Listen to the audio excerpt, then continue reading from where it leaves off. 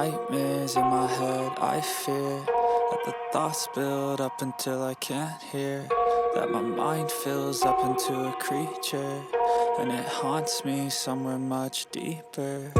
Anxiety, filling up every space, no privacy, and silently, it could build and build until you... Salam sejahtera Malaysia, Denyut Nadi, suara rakyat bergema di channel ini. Ada lagi akan ditahan, beberapa akaun akan dibekukan. Daripada hmetro.com.my, berita penuh.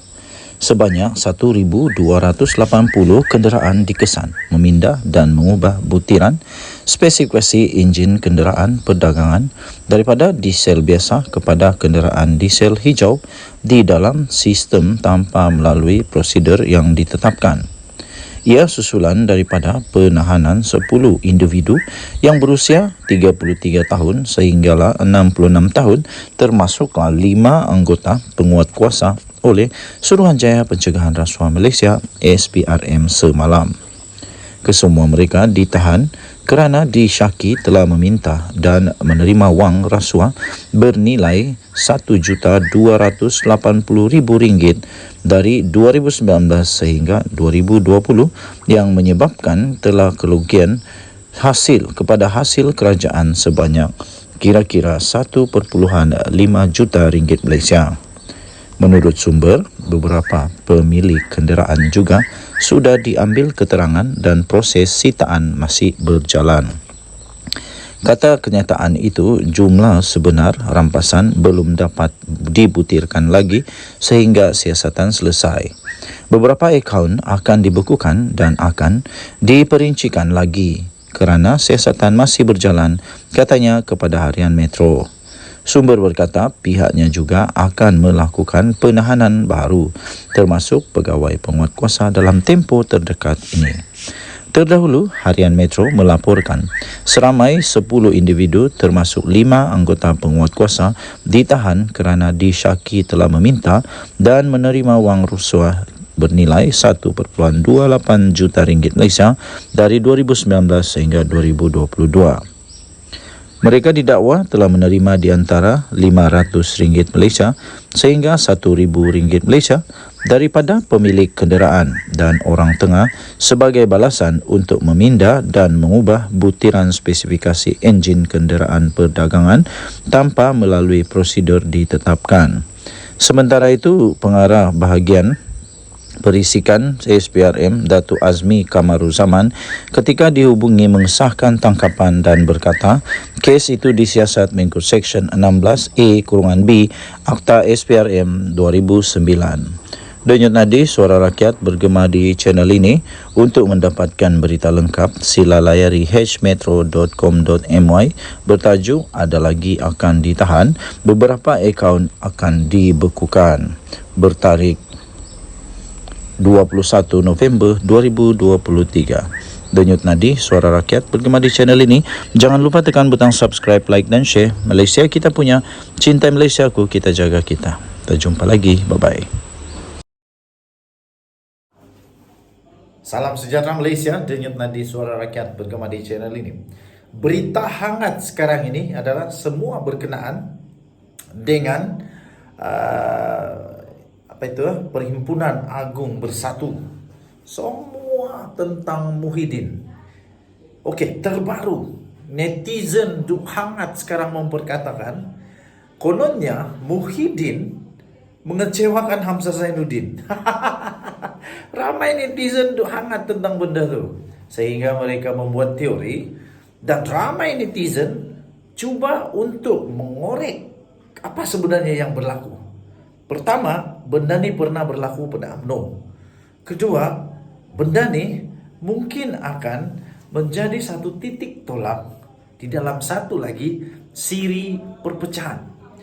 Ada netizen yang meramalkan Hamzah Zainuddin sudah gigit jari, sudah kecewa kerana ramailah orang sampai buat meme, sampai buat lawak jenaka mengatakan bahawa ketika Muhyiddin mengumumkan tidak mau mempertahankan jawatan sebagai presiden, ada netizen sampai buat meme kata, "Oh yes, yahoo, ada peluang nak jadi presiden, ada peluang nak jadi Perdana Menteri, ada peluang. Tapi bila Muhyiddin tiba-tiba menarik balik, membatalkan hasratnya untuk tidak mempertahankan jawatan itu sebagai presiden Bersatu, tiba-tiba gigit jari dan nangis. Tapi netizen kata mungkin dia pergi sembunyi di tempat yang orang tak nampak, lepas tu dia nangis.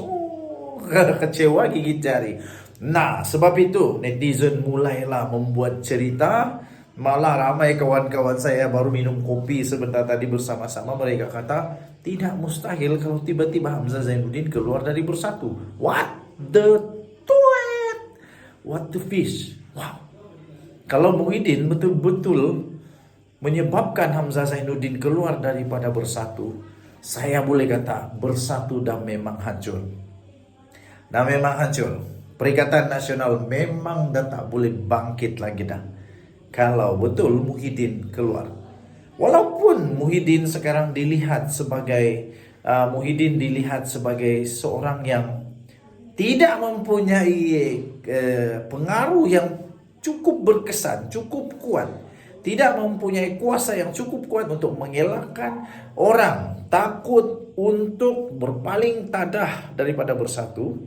Tetapi tidak dapat dinafikan, Muhyiddin tetap pengasas bapa kepada Bersatu bersama dengan Atok Mahathir yang telah pun dipecat oleh Muhyiddin. Jadi tuan-tuan dan puan yang dihormati sekalian, sebab itu mungkin tidaklah kita dapat membuang kesangsian bahawa Muhyiddin sebenarnya hanya nak tes. Muhyiddin sebenarnya hanya nak tes market macam Atok dulu, itu kata netizen. Ramai netizen memberi pendapat bahawa Muhyiddin sebenarnya nak tes je, nak tengok saja, tes market. Kalau dia letak jawatan, adakah orang tolong pujuk, adakah orang yang mau pujuk. Tapi ternyata memanglah ada orang pujuk.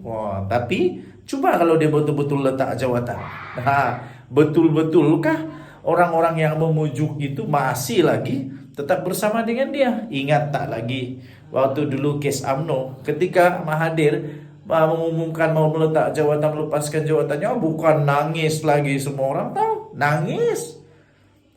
Nangis Rafiza Aziz, kalau saya tidak silap, dan nangis. Tapi selepas itu Rafiza Aziz sendiri kata, dah nyanyuk, dah lupa, agaknya dah nyanyuk.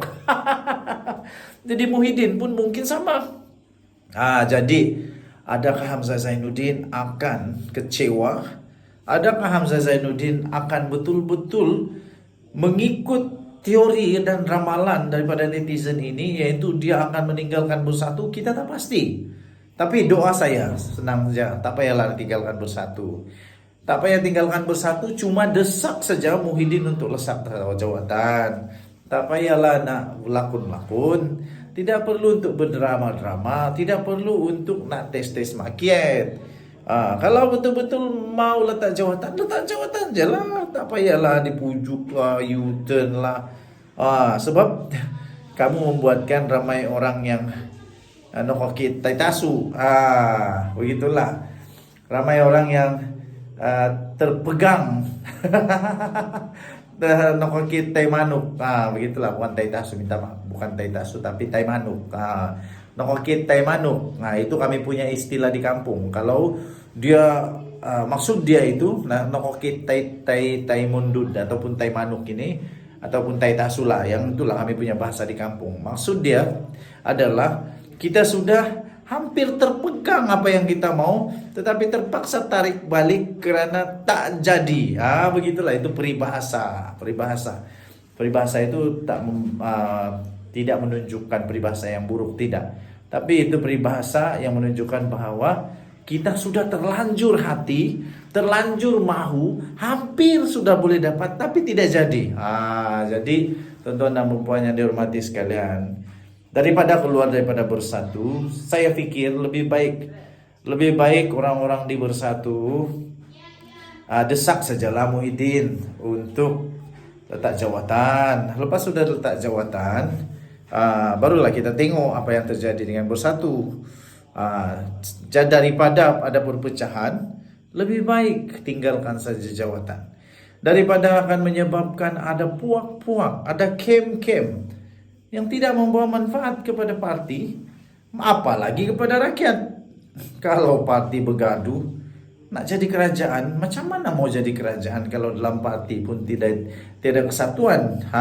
Inilah buktinya dalam parti bersatu sekarang memang sah-sah. Memang sah-sah tiada kesatuan lah. Sebab sudah ada 4 orang yang berpaling tadah menyokong Datuk Seri Anwar Ibrahim.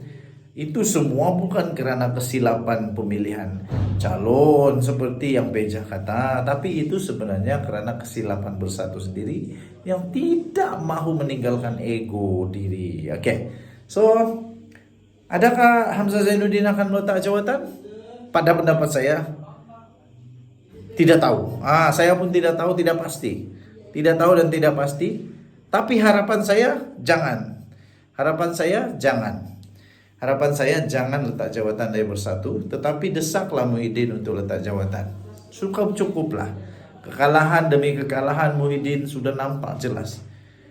Lepas itu apa lagi? Kerana Muhyiddin pun ada juga kes mahkamah.